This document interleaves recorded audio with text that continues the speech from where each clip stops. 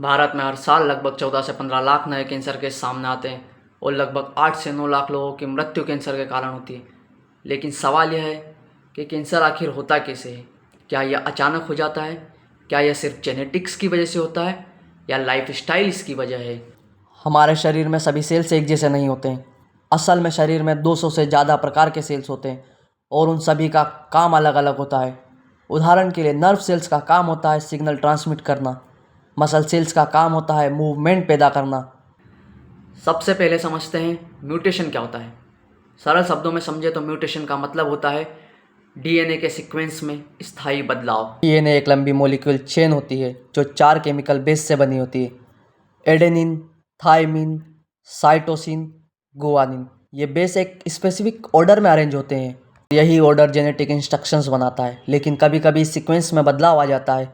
उदाहरण के लिए अगर डीएनए सीक्वेंस था ATGC और उसमें बदलाव होकर बन गया ATAC तो यह म्यूटेशन हो सकता है। लेकिन हर म्यूटेशन कैंसर नहीं बनाता, यह समझना ज़रूरी है।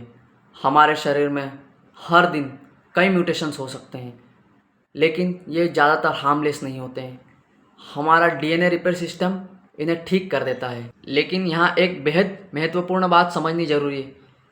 कैंसर आम तौर पर एक सिंगल म्यूटेशन से होता ही नहीं है। अक्सर कैंसर बनने के लिए मल्टीपल जेनेटिक म्यूटेशन की आवश्यकता होती है। यह प्रोसेस कई सालों तक चल सकता है।